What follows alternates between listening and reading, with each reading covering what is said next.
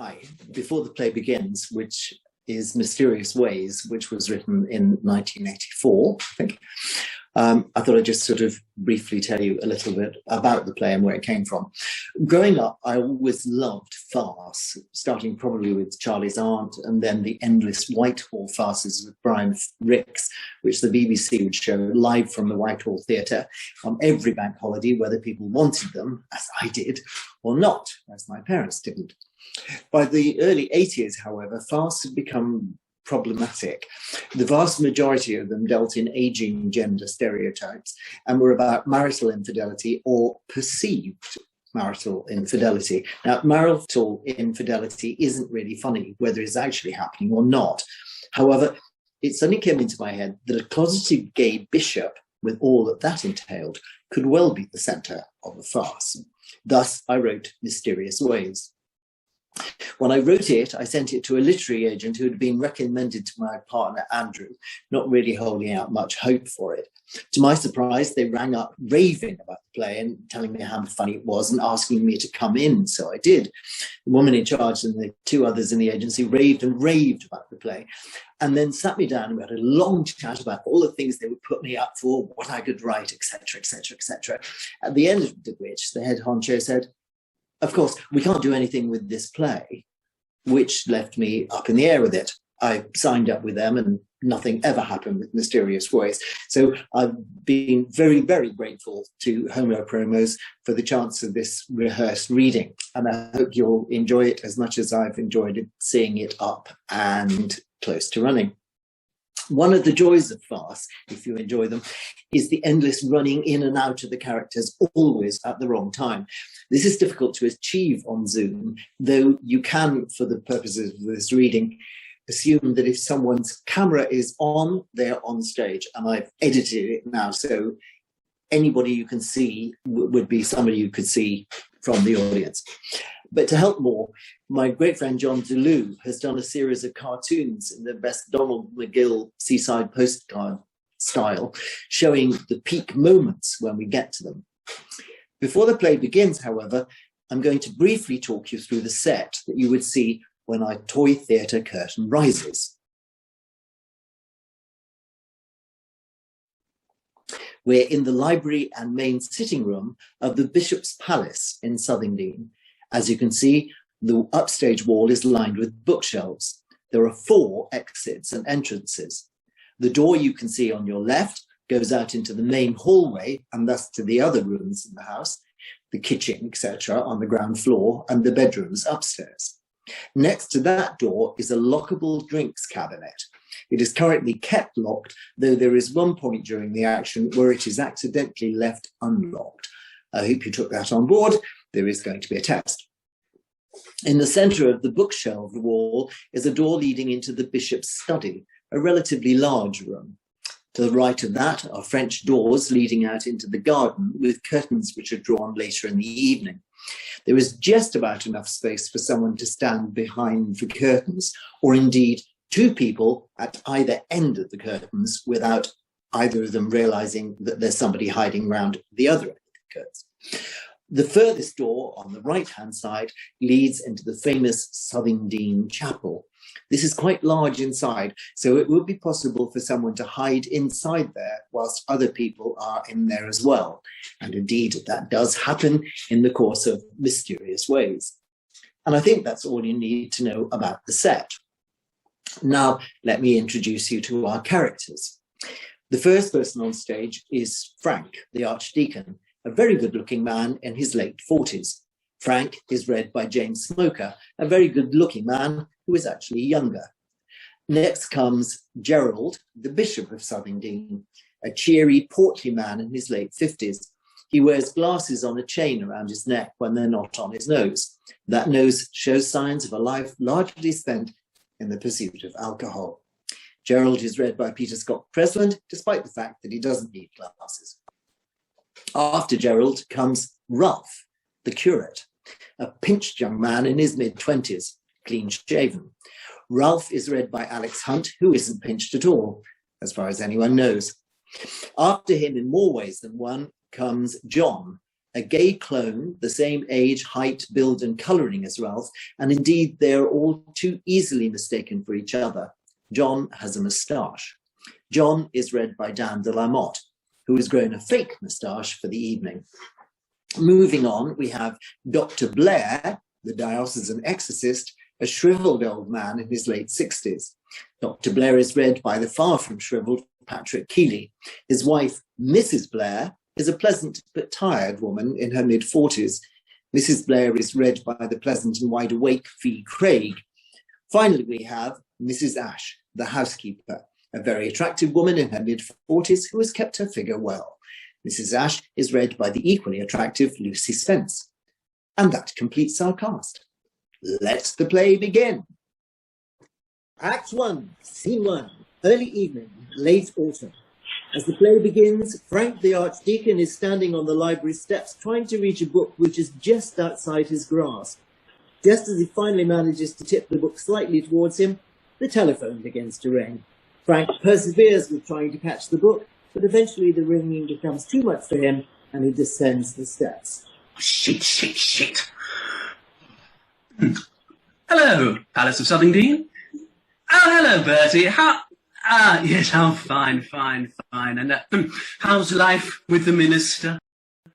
Oh, no. Again. The same one.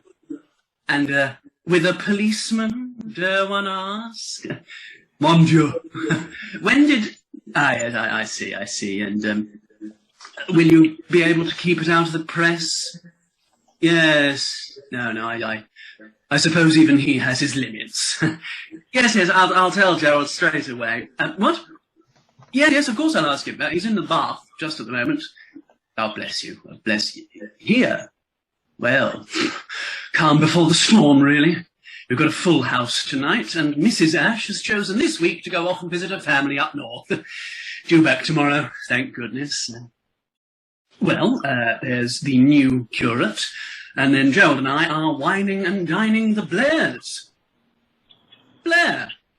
I must have told you about him. Blair of Blair's Imprecation, but Dials is an exorcist into the bargain. Gerald inherited him when he took over. Complete crank. Reeks of garlic most of the time, the doddering old fool. Loaded, of course. So we're hoping he's going to pay for the restoration of the chapel windows. Yes. Well, bless... Yes. Bless you, Bertie. I'll let Gerald know straight... Yes. Thank you, Bertie. Good... Yes. Goodbye now. Sweet Jesus.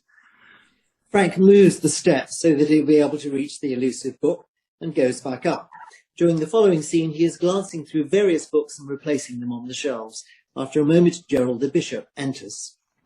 What's happened to that bit of smoked salmon? You fed it to the cat last night. Besides, no wonder you can't see anything if you won't wear your glasses. Oh, they're not very comfortable. You'll get another headache. Oh, don't nag, Frank. You're starting to act as if you were my wife. Hardly. Well, you're my love, then. Even less likely. Look at you. Overweight. Oh, don't start that. What difference would it make if I were wearing my glasses if what I wasn't looking for wasn't even there? This is no time for metaphysical speculation, or for anything to eat, come to that. We'll be getting out to dinner soon. Your ablutions were remarkably swift. Well, needs must when... are you going to unlock the cabinet? Not yet, Gerald. Oh, you did say I could have a little one after I'd had my bath. I didn't know we'd go without washing behind our ears. Oh, come on, Frank. Not yet. Where's the new lamb? The new lamb, as you put it, has yet to arrive.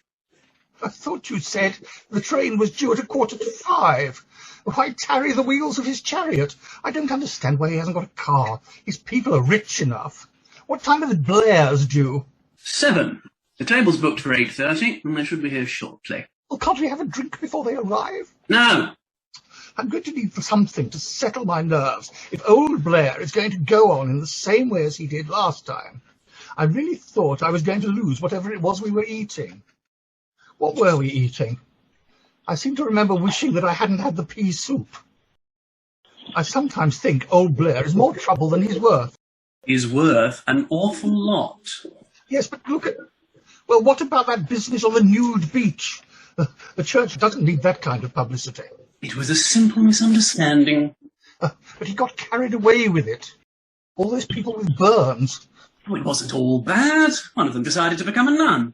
And they never did come up with a satisfactory reason for all those utensils. At least he's sincere. Who? Old Blair. He's a doddering old idiot. I can't for one moment understand what his wife sees in him. I've still to meet her. Oh, yes, of course. Very nice, ordinary woman. I can't think what can have possessed her to marry him. Hardly the most apposite choice of word. Look, Frank, the more I think about it, if I've got to sit through a whole evening of old Blair going on about people levitation and spewing green bile at the village ox roast... Try to concentrate on the other green stuff, Gerald. It's much more pleasant and somewhat more likely if what Trenton Jones told you about Blair's ticker. Oh, I forgot to tell you.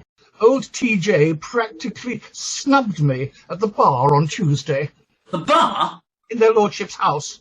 I was in for Tubby Morton's introduction, remember? He's been a piss artist so long, no wonder he's been made a life peer. I hope you didn't use that one there. You really must remember the sheep. You must have faith in the shepherd's public image, I know, blah, blah, blah. So, what were you doing in the bar? For God's sake, Frank, alcohol is a long-lived Episcopal tradition, and I'm a jolly good... You won't be a long-lived anything if you don't listen to your doctor. Oh, it's hard to take a Halliford seriously. I was at school with his older brother. Well, he takes it seriously enough. You've got to cut down, Gerald. He told me. Oh, stop being so pompous about it.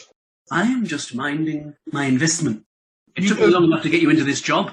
And you know damn well you wouldn't last a day if I snuffed it. That's not in question. I am, however, quite determined that you shall be buried in a good old age. So no more trips to the bar. Roger's supposed to be keeping an eye on you. He was just finishing some letters. I had the tiniest port and brandy, that's all. Anyway, old Trenton Jones gave me the stare like an unfilleted fish and slumped down without saying a word. Nice thing, I must say, after all our efforts to lumber ourselves with his bloody nephew as a curate.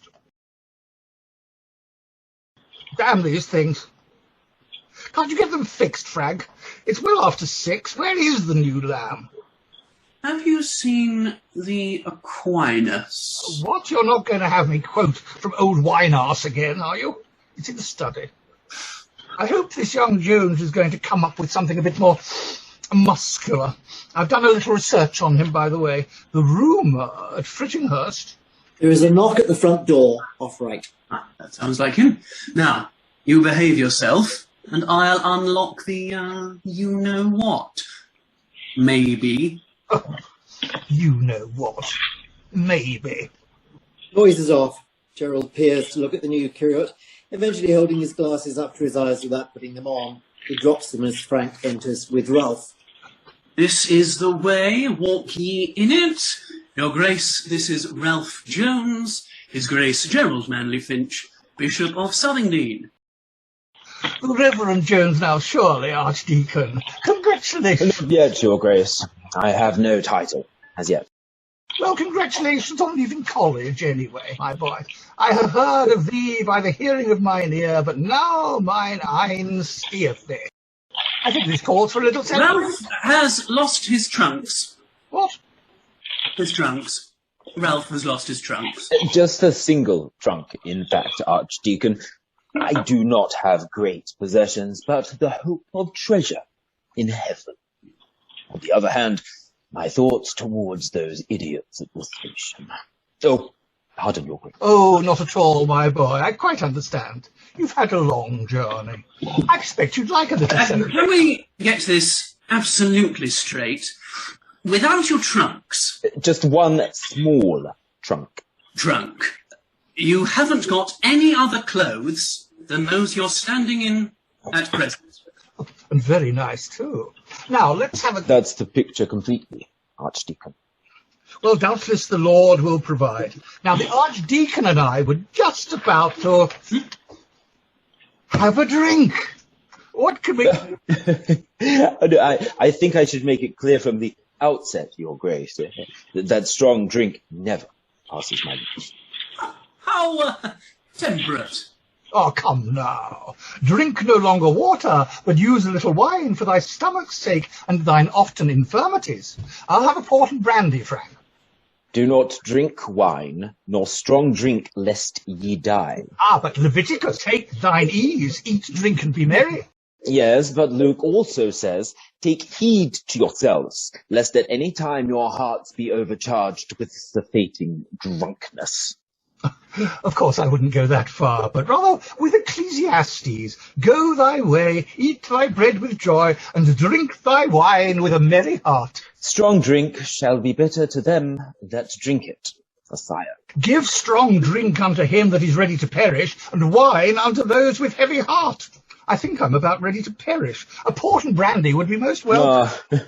Proverbs. But woe unto him that giveth his neighbour drink, that puttest thy bottle to him, and makest him drunken also. I have drunk wine with my milk. Woe unto them that rise up early in the morning, that they may follow strong drink, that continue until night, till wine inflame them. In the holy place shalt thou cause the strong wine to be poured for a drink offering.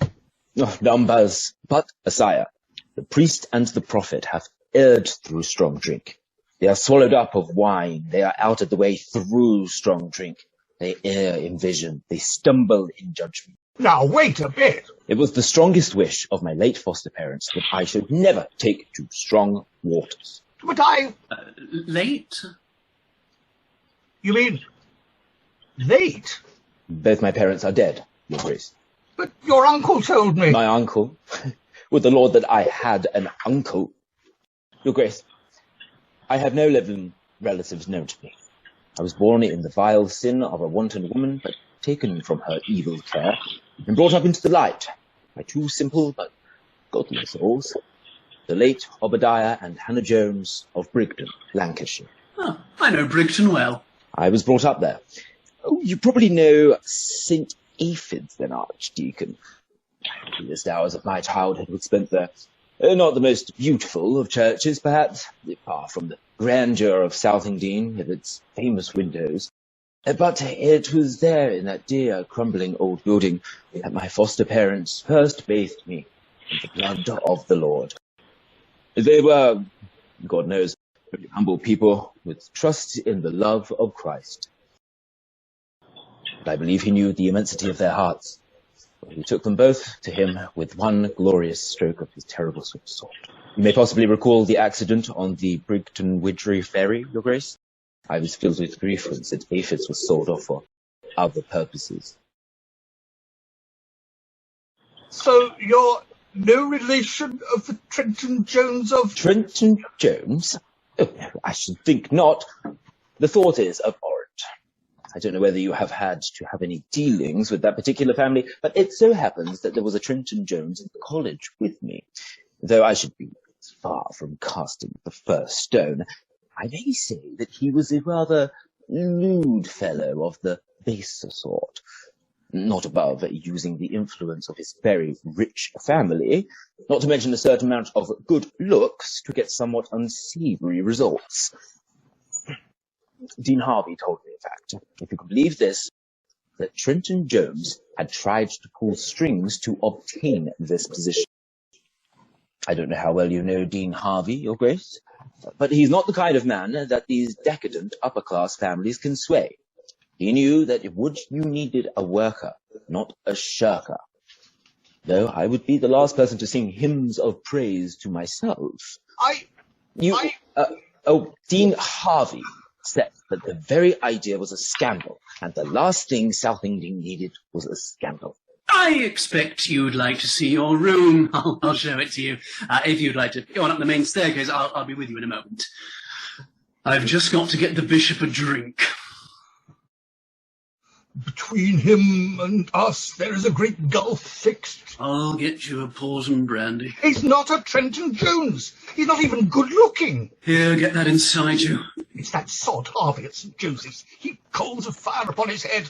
Those bloody malcontents sending us one of his stiff-necked people. He's done it on purpose. We couldn't have come at a worse time. We'll have to keep him here for a while. At least a few months. Months? Oh, I forgot to tell you.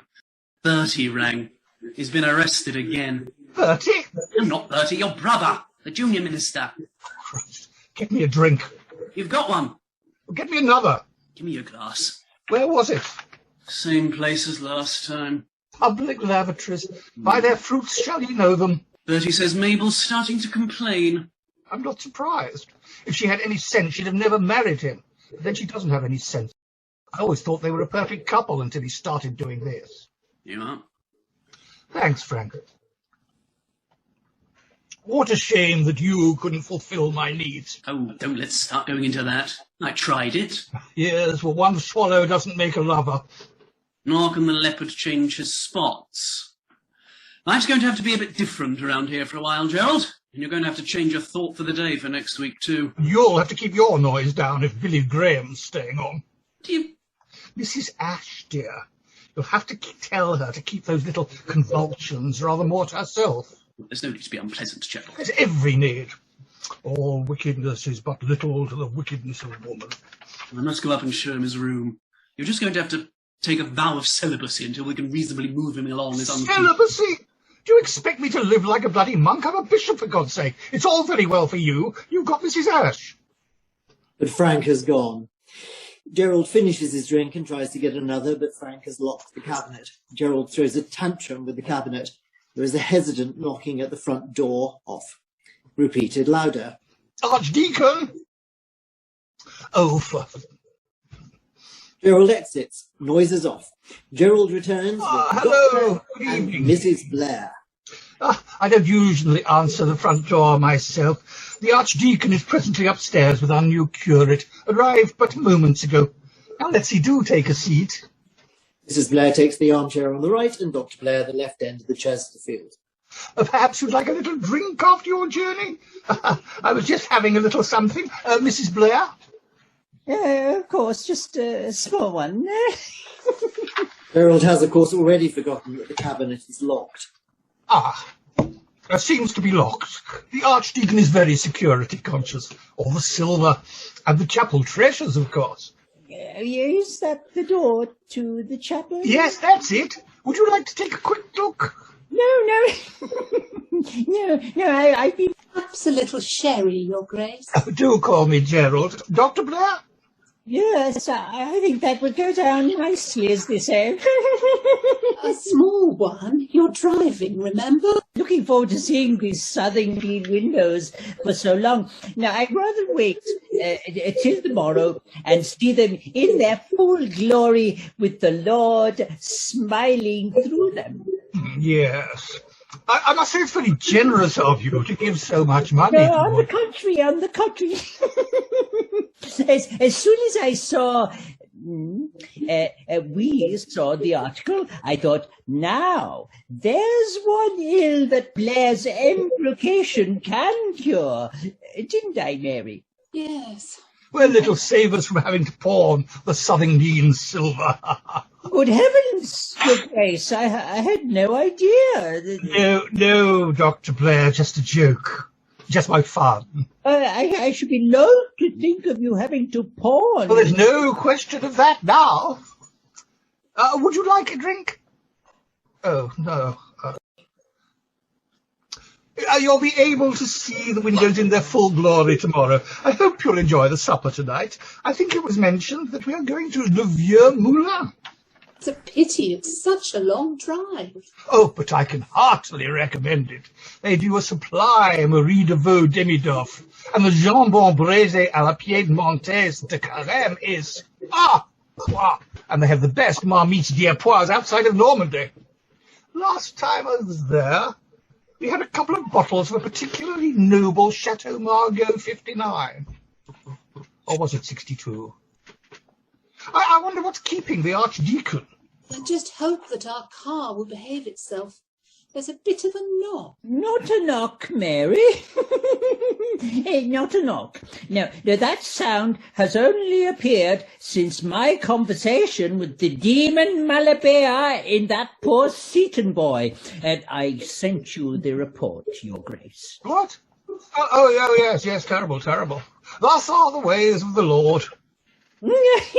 Thus indeed, Your Grace, thus indeed. Well, I still don't think it would be a bad idea to have the car serviced. Or perhaps you're right, my dear. Even so, I may say a few words over the bonnet before we leave.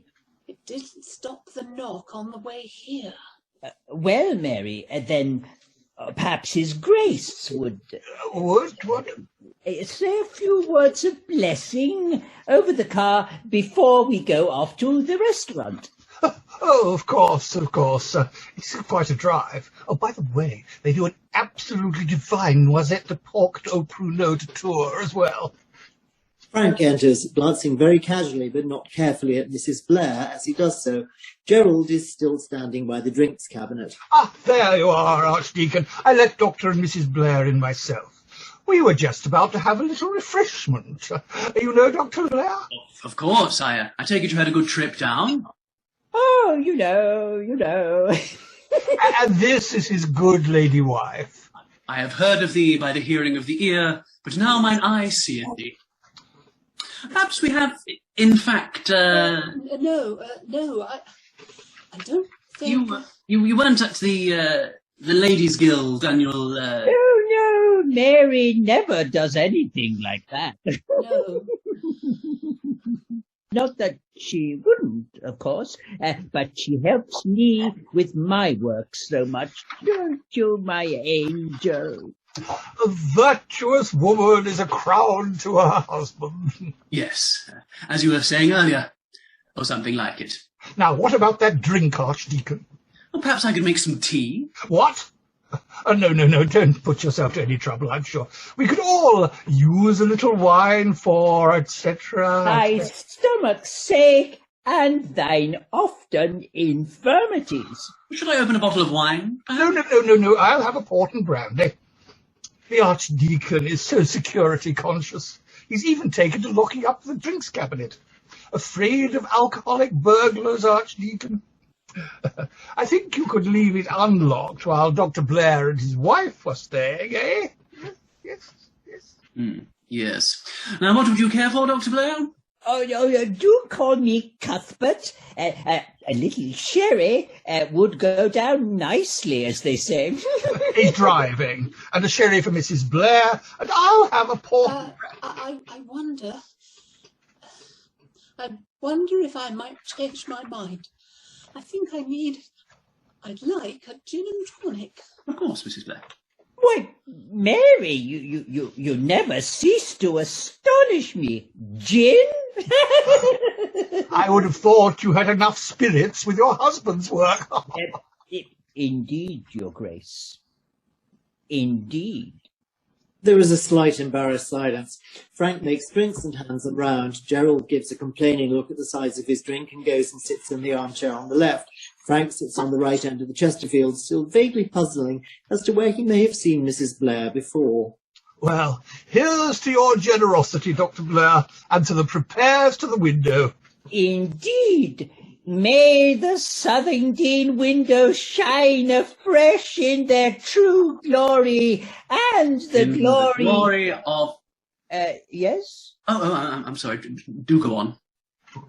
In the glory of the Lord. Oh, yes, indeed.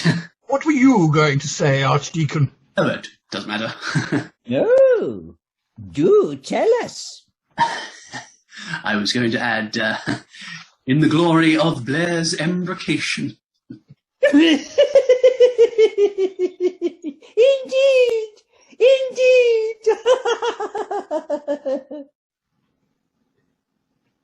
Ah, happy days.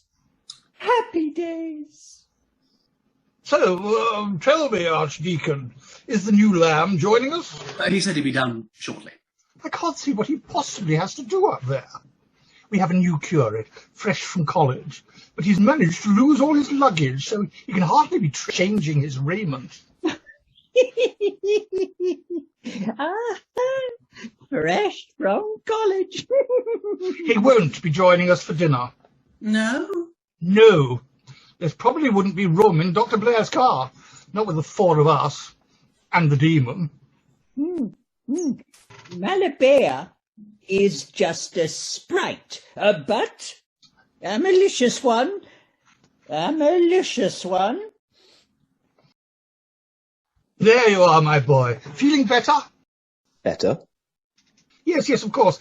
Dr. and Mrs. Blair. This is our new curate, Ralph Plain Jones. Ralph? Jones. Ralph Jones. I'm delighted to meet you, Dr. Blair. I read your papers. We were all having a pre-dinner drink. Would you? Oh, no, of course you don't, do you? Perhaps Dr. Blair would care for a topping up. Oh, no, thank you, Your Grace. This is splendid, and one is my limit, as they say. Well, perhaps Mrs. Blair. No, I'm sure. Please. Ah, another G&T? No, it's all right, Frank, I'll get them. Do you want another? Oh, you've hardly touched what you've had. Gerald crosses between Mrs. Blair and Frank up to the drinks cabinet. Ralph is still standing by the hall door. Now, sit down, my boy, sit down. He indicates a point on the Chesterfield between Frank and Dr. Blair.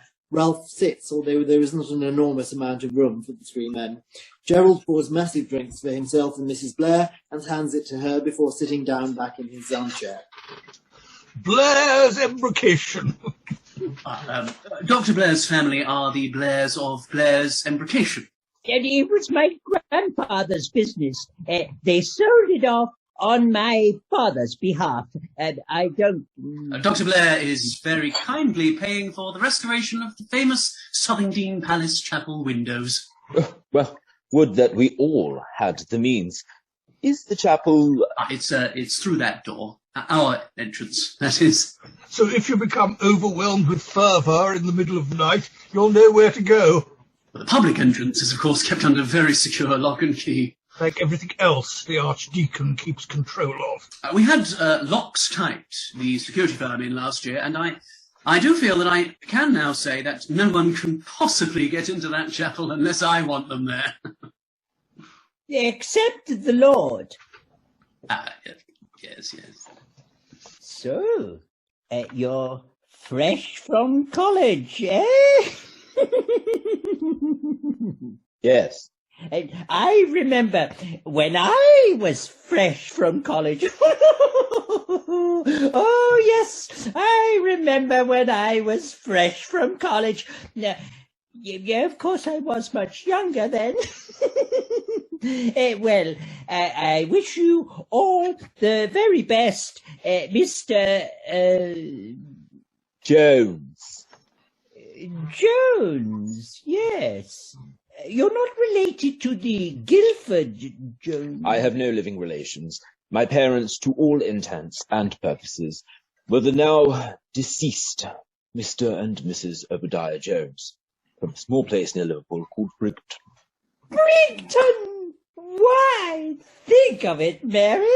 Now, this is a coincidence. That is exactly the very place where Mary and I first met. She was, in fact, living with her parents. Her father was an old school chum of mine. Do you know, we have been married now for 22 happy years, though, as you can tell, she is very much my junior. In fact, I must confess that there were more than a few raised eyebrows when it was first announced that so confirmed an old bachelor as myself was taking such a young and beautiful bride. Mary was only 22, scarcely as old as our young friend Mr. Jones here. Still, I may tell you, without fear of contradiction, that the Lord has filled those 22 years with great bliss. Great bliss. Ah, a virtuous woman. Is a crown to her husband? You have never contemplated marriage, Your Grace? Ah, only to the church. Only to the church. The bishop is a confirmed old bachelor. The archdeacon has had his offers, though. It is better to marry than to burn. Speaking of which reminds me of dinner. Well, I hope not burning. What are you going to do, my boy? I'm afraid there won't be room for you. Perhaps we might... No. There's a decent little cafe in Market Street, I understand. Frugal fare, vegetarian stuff. Sounds your style. Well, The archdeacon will show you how to get there. Dr. Blair, Mrs. Blair, I think your coats are in the hall. Gerald sweeps out with the Blairs following. Did you want to eat out? well, it depends. Is there nothing here? I'm afraid not. Mrs. Ash, the housekeeper, has been away for a few days. She'll be back tomorrow, and the larder's nigh on empty. The bishop fed the last of the smoked salmon to the cat. Well, I suppose it'll give me a chance to see the town. But it's a bit dark for that, and it's a city, by the way, whatever the size of the place might suggest. Because locals don't like it if you call it a town. If you want to go to the place that the bishop suggested, you just turn left outside the main gate and walk straight along till you get to Market Street, and you can't really miss it. Doubtless you're not incapable of asking. Frank goes to leave. Just a moment, Archdeacon. Yes? Well, aren't you forgetting something? I'll need the keys. Oh, dash! I knew there was something. I went past the blasted place too. You don't have a spare set? Oh, Gerald, the bishop forgot to get them from the... I suppose I could just stay here and farce. No, not... Let's see. I'll need my keys, and I don't dare... I'd rather not ask the bishop for his, and Mrs. Ash won't be back until tomorrow. Well... Best thing is, if I let you have the key to these doors here, and then you can let yourself back in, and I must admit the security firm wouldn't be too keen on this, but I suppose it'll be right just for this one evening. Okay, if we unbolt this door, you can use the key to let yourself out and back in again. But you can't move the bolts without this special bolt key. So it'll be all right, and I'll relock them when we get back. Just be sure to lock the door behind you when you go and when you get back. Just leave the key in the lock. Right. So you need to unlock the door before you go, and then lock it behind you when you go, and then relock it when you've come back. Yeah, I understand. Frank! You've got that right. Unlock it, go out. Lock it, go, eat, come back, unlock it, come in, relock it, and leave the key. And then I'll lock the bolts when we get back. I'm perfectly capable of locking doors, Archdeacon. Don't wait up for us. Probably be pretty late. Frank is about to lock the drinks cabinet when Gerald calls out. Frank, are you coming? Coming! I'll leave this open. You won't be using it. Well, see you in the morning. Don't forget, leave the key in the lock on the inside after you've locked it, when you've come back. Right. Frank goes out. Ralph sighs heavily at the worldliness of the Archdeacon. Ralph goes to the hall door and ascertains that the party has now left. He wanders over to the French doors and peers out. His hand wanders to his crotch. He goes over and unlocks the chapel door, peers in, comes back and sinks down on the Chesterfield, stretches both legs out, both hands now rubbing towards his crotch. He looks around, not realizing what his hands are doing, then eventually pulls his hands back. Oh, God! Blackout. End of scene 1. Scene 2 takes place around 9:30 that night. For some moments the stage is empty, though the lights are on. Eventually there is movement behind the curtains over the French windows, and Ralph enters hurriedly, closing and locking the French window behind him. He's extremely agitated and stands with his back to the wall, right at the French windows. Oh, God! Oh, God! His hands begin to stray to his crotch. Oh, Lord, deliver me. Ralph is about to masturbate through his cassock when there is a knocking at the French doors. Ralph peers out. Oh, God! Go away! Go away! He pulls the curtains tightly together with both hands. Oh, God! The knocking continues, becoming louder and louder. Eventually, Ralph pulls back the curtain, unlocks the window, and takes a deep breath, speaking officiously. The palace is closed. The bishop and archdeacon are both out. John enters past Ralph. All the better. What's got into you? You can't come in. Oh, don't be daft. I am in. Nice place. As a dog returneth to his vomit, so a fool returneth to his folly. Where? You should stick their noses in it. They won't do it again. I knew a man who had a Doberman once. Right screamer. Aren't you going to offer me a drink? What is it you want? Same as you, of course. So I am myself. To a drink, pet. John has sussed out where the drinks cabinet is. If you must. Do you want some? I don't. I shouldn't. Yes? No, I shouldn't. I can't think of what you're trying to say. I think you could do with a good stiff one. No. Don't worry about it. A little of what you fancy does you good, as my man would say. Cheers. I am a man of the cloth. You're a man, certainly. John comes over to Ralph, grabs him and kisses him. Ralph vaguely and feebly struggles, but only momentarily and most unconvincingly. There. That weren't so bad, was it? This your first time? No. I take it isn't yours.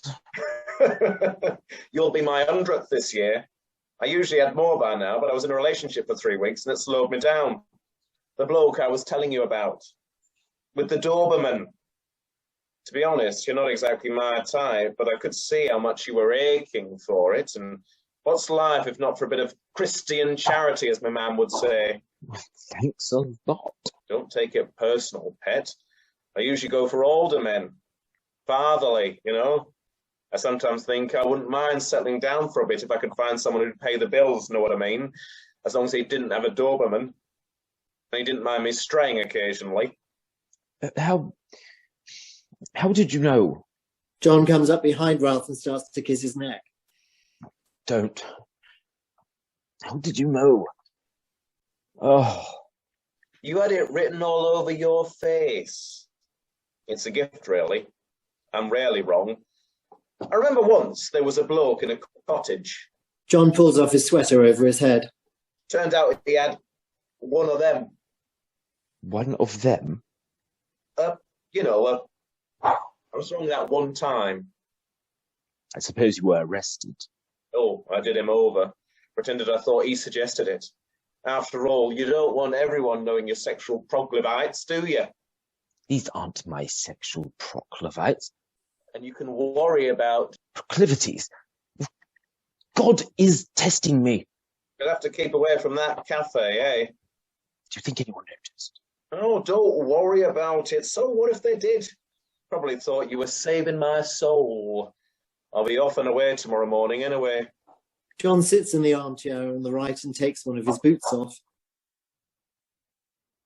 Don't you get cold on your motorbike? Just in... He watches John remove his other boot and socks. You sound like me, man. He unbuttons his shirt. My parents are both dead. That's good. John drops his shirt on the floor and starts to pull up his T-shirt. My mum left my dad 2 years ago. She used to come back and see me and my sister at times, but I'd had enough of it. And that's why I got on my bike, and now I'm heading for the glories of the South Coast. He throws the T-shirt on the floor. To be able to find something to do somewhere. I hear great things of Bournemouth. John deftly pulls off his jeans and drops them on the floor. He's not wearing any underpants, so he now bounces up and down naked on the chair. Nice number you're on to here. I quite fancied being a vicar. A couple of times I quite fancied our vicar. But I never had the religion. What am I doing? Not a lot. Get your skirt off then. Hey, let's have a bit of Young Men's Christian Association, eh? Oh, come on. You said we didn't have all night. What if someone comes back early? Well, the sooner you get your drag off, the sooner I'll be on my way. That to your little heart's content. John suddenly leaps down and pulls Ralph's cassock right up over his head, kissing him on the chest. Oh, I should be punished for this. He pulls the cassock right off. What? I should be punished for this. I should be beaten. Well, you'll have to find someone else for that, sunshine. I'm into making love, not war, as my man would say. Now. John playfully pushes Ralph backwards, dropping the cassock onto the Chesterfield at the same time. Let's get those knickers off and... John starts to tickle Ralph, who backs away, at first protesting loudly, then laughing helplessly. Eventually, they disappear behind the Chesterfield. John sits up and places Ralph's underpants on the Chesterfield. Hey, you've got a little mousey, just like mine. What? Just there by your winkle. Look, just the same as mine. My mum used to call it my little mousey. Said it was a present from my dad, but he never had anything like that. Not that you'd have been able to see it between all the folds of flab. I saw him in the bath once. Not a pretty sight, whereas you... Ralph sits up too, so that he is partly visible behind the Chesterfield. My father told me it was a brand for the sin of my mother, my real mother. Ralph gasps as John reaches out to touch him below the line of the Chesterfield. John pushes him back. Various erotic gasps come from behind the Chesterfield. The noise of the front door being unlocked is heard, followed by its being slammed off right. What was that? Nothing. No, it was. Listen. We hear Mrs. Ash. Hello? Hello? It's little Martha back early, boys. And you've all gone out. By this point, Ralph and John are standing up. Hide, quick. Where? John moves towards the chapel. Unthinkingly, Ralph pushes him into the chapel. In there, quick. It's locked. The key's in the lock, you moron. Hurry up. She's coming. Ralph Quick. rushes over to the hall door. Quickly. Ralph bolts into the study, and John manages to get the chapel door unlocked and disappear inside just as Mrs. Ash comes in. Hello. She sees John's clothes all over the room. Lord Jesus. Well, if you're the new curate, you can start to learn some new tricks, including picking up your clothes for a start. Mrs. Ash notices John's whiskey on the floor by the Chesterfield, picks it up and sniffs at it. And making himself at home with the Grace's scotch too. She starts to pick up the clothes. They're not Ralph's, which are on the left end of the Chesterfield. I'm not paid to pick up after...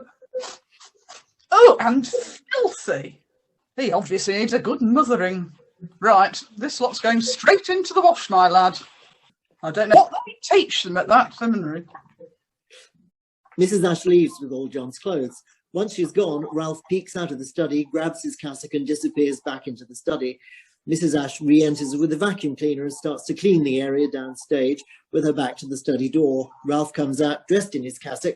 He notices his underpants on the back of the Chesterfield. Just as he reaches them, Mrs. Ash turns, sees him, and screams. Ralph hides his underpants behind his back. The vacuum cleaner is blaring very loudly. Hello, I'm Ralph Jones, the bishop's new curate. What? I'm Ralph Jones, the bishop's Mrs. Ash turns new off the vacuum cleaner. curate. Oh, new curate. Oh, I'm pleased to meet you. I'm Martha Ash. I clean up. Oh, I put your dirty clothes in the wash. my dirty clothes. Oh, my dirty clothes. Oh, yes, thank you. The machine's filling up just now. I wouldn't have done it if I'd known there was anyone here. It's a very noisy old machine. You can hear it all over the house, especially if the spinner gets unbalanced. I have spoken to Frank, the Archdeacon, about it, but do you want those washed? Your smalls? Do you? Oh, no. No, thank you. See, you're going to need some mothering, like the rest of them. Well, I've had a long day, so I think I'll go to bed. He speaks very loudly so that John can hear it. Will you be long? What? Will you be in here cleaning for long?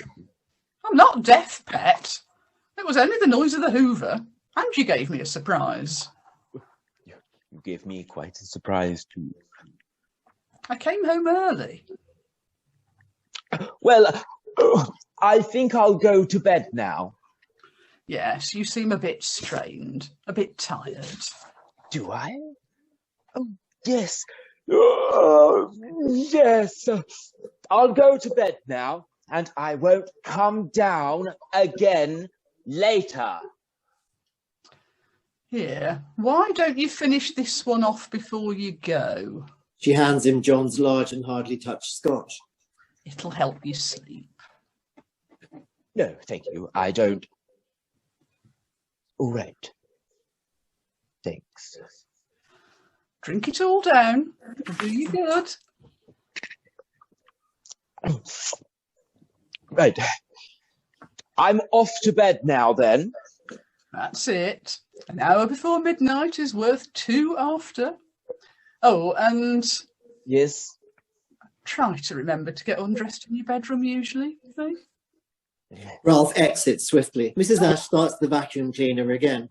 After a moment, she stops and listens. She turns off the vacuum cleaner. There's a noise in the hall. Arthur? Frank comes in his overcoat. Hello? You came back early. Oh, I couldn't stick it up there. Johnny's left him. Oh? Went earlier this week, day before I arrived. Said he was off to find a job. Got on his bike. Ah, enterprising lad. Like his dad. What are you doing here?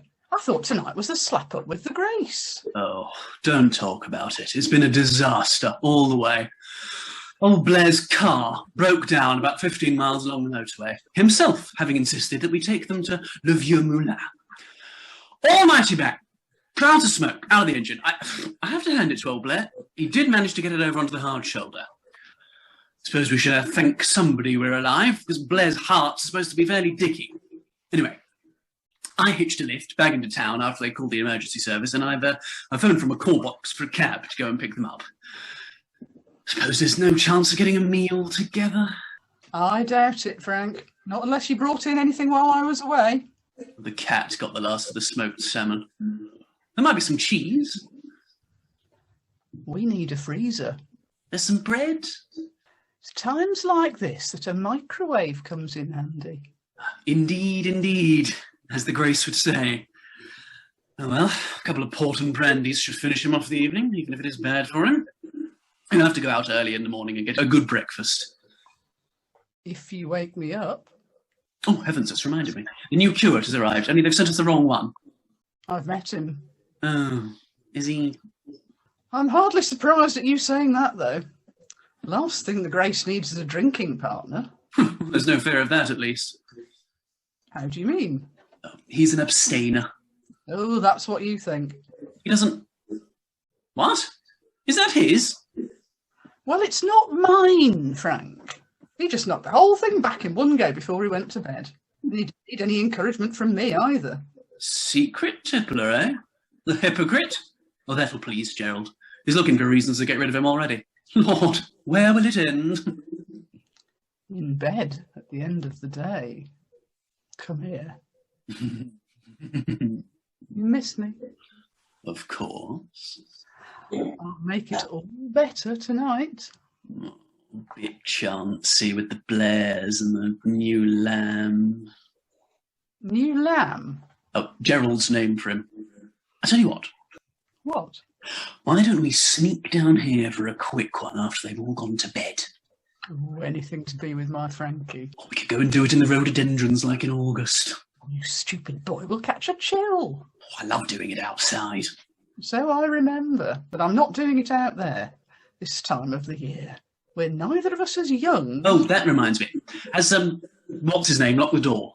Frank goes over and checks the French doors, which Ralph has left unlocked. Look at that. Left it unlocked. It's not as if I didn't explain. What's the use of making the place impregnable if some buffoon is going to go around leaving all the doors unlocked? I'll lock the bolts too. Mrs. Ash goes out. There is a loud banging as the washing machine starts. What the... Oh, I was running old Methuselah while you were out. I can't let it stop now. Well, I hope it's finished before they get back. It'll take its course. I just wanted to get that bit of laundry done. We could do with a new washing machine. So you have said on numerous occasions. What do you think we can give the Blairs to eat? Let's go and look. I can do wonders when the spirit moves me. Oh, for God's sake, don't say that to Dr. Blair. He's quite convinced already that the car breaking down was yet another manifestation of some demon that's got it in for him. Oh, how horrible. Oh, he leaps sky high if anyone so much as breathes heavily. Better not give him any pickles then, or cheese. My George always used to say that made him dream. They go out, Mrs. Ash pushing the vacuum cleaner, shutting the door behind them. There's a brief moment, then the chapel door opens a little hesitantly. At this point, the hall door also opens hesitantly, so the chapel door closes quickly. Ralph enters from the hall, crosses to the chapel door and opens it a little and calls in. Hello? Ralph goes into the chapel. After a moment, John, still naked, comes out. Hey, Oh, where did you come from? it's freezing in there. I was hiding around the corner there. You went straight past me. You'll have to leave. The sooner, the better. There's lots of people here. I heard a man and a woman, though I couldn't really make out anything through that door. Well, don't just stand there like that. For heaven's sake, cover yourself up. Don't you like it? Certainly. Here, where's my things? They're in the wash. You're a right little domestic Annie, aren't you? I didn't do it. The stupid cleaning woman took them. They've just gone into the first rinse. You can hear it all over the house. Look, you've got to go. Well, I can't go like this. You'll have to lend me some of your clothes. I haven't got any. The railways have lost them. I've only got this. I'm not into drag, love. Haven't you even got your underpants? I never wear underpants. Oh, you're disgusting. Here, you'd better put mine on. It'll look better if anybody finds you. Somebody coming. John darts back into the chapel and shuts the door, leaving Ralph with his underpants in his hands as Frank and Mrs. Ash come in.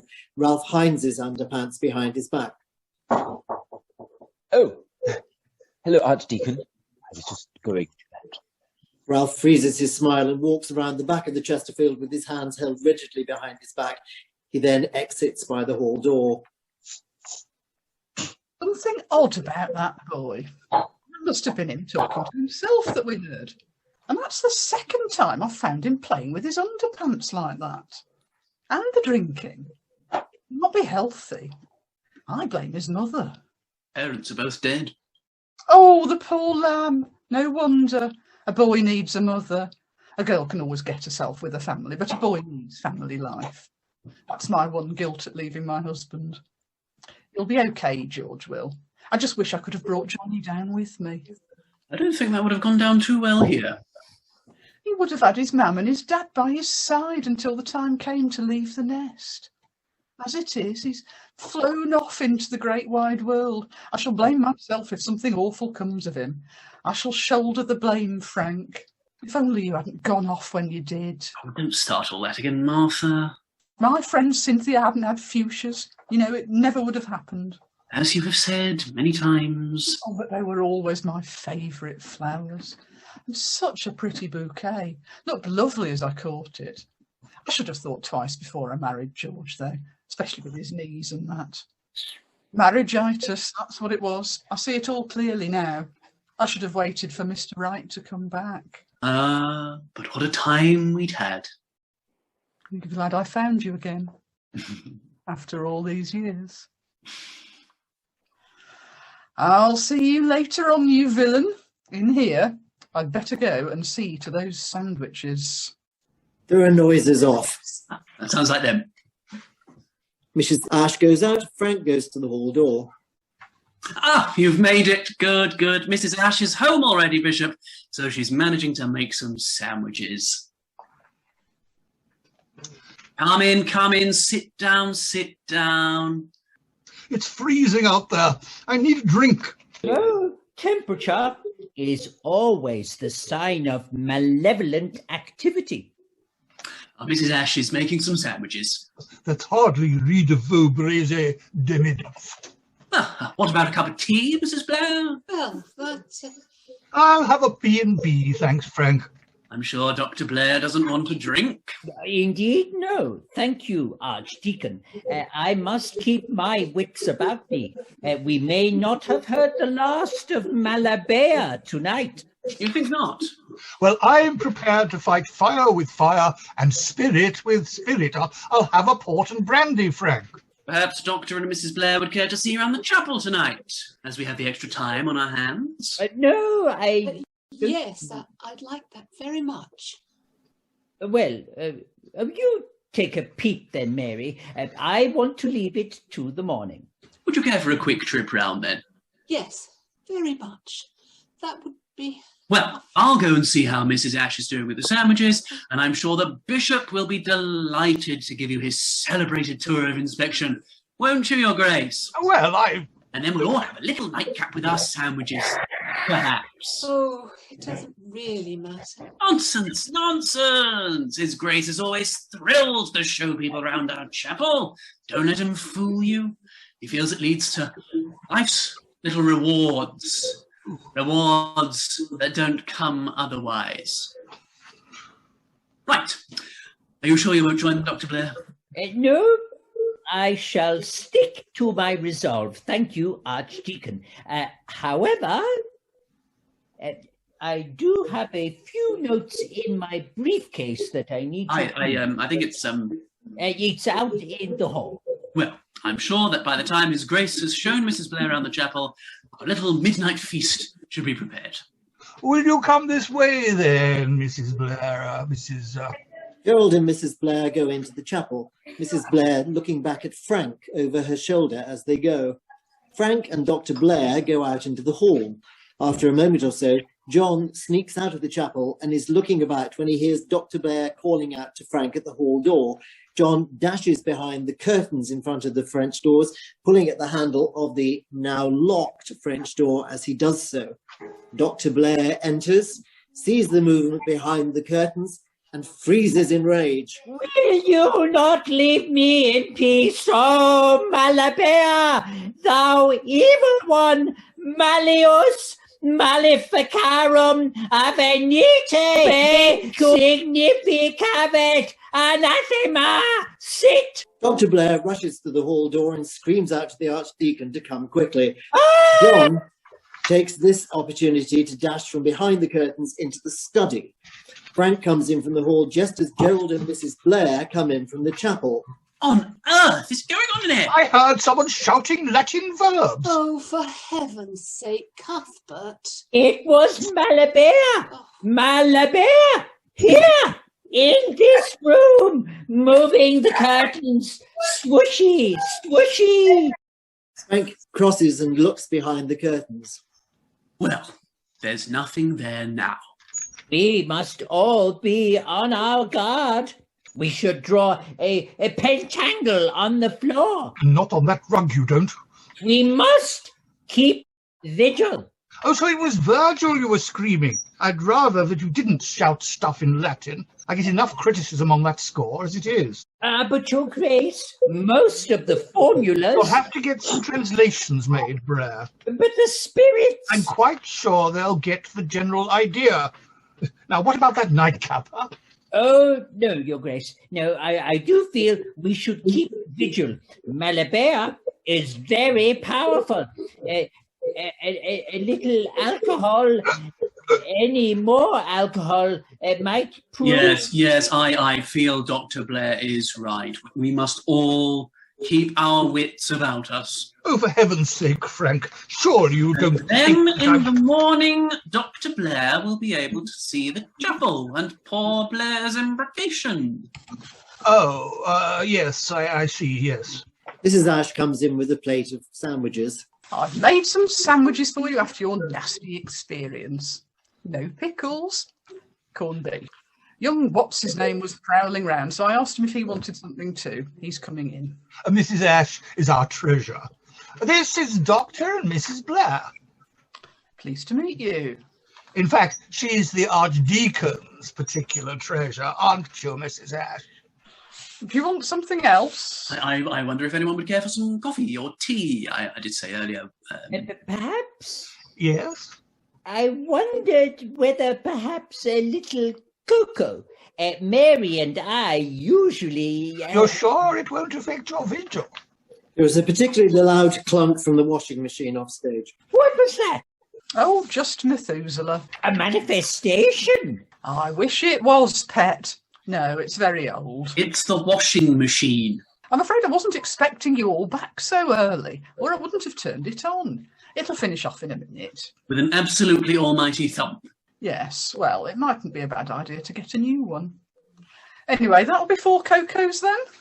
Ralph enters. Cocoa? What? Would you like some cocoa, Pet? Oh, yes. It'll help you sleep, but don't have anything in it. Mrs. Ash exits. Perhaps you'd like to hand those sandwiches round, Ralph.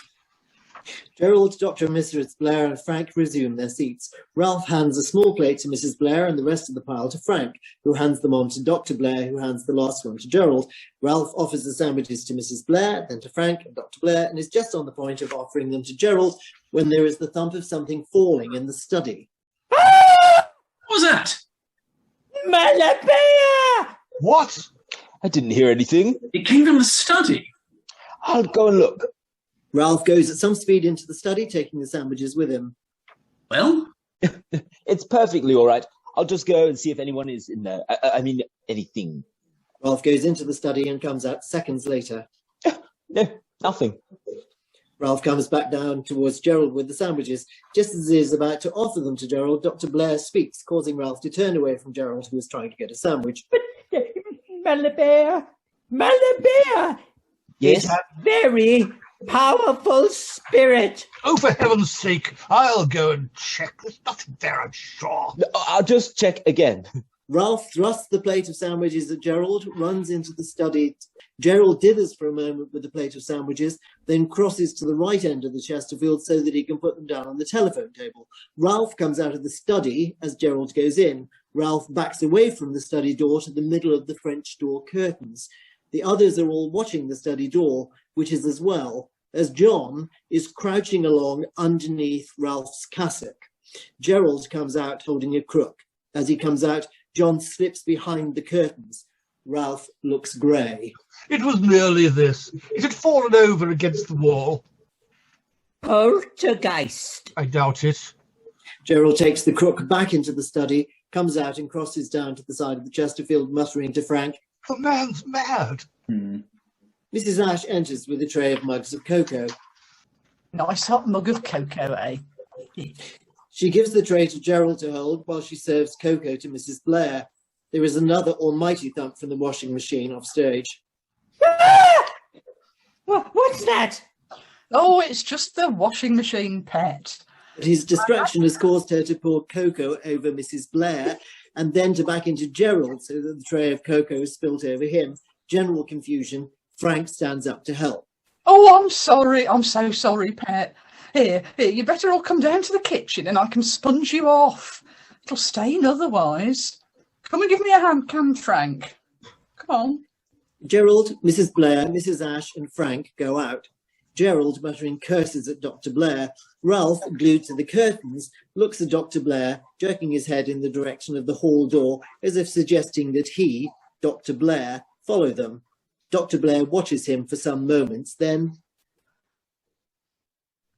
So, you're fresh from college, eh? Yes. Come, tell me about it.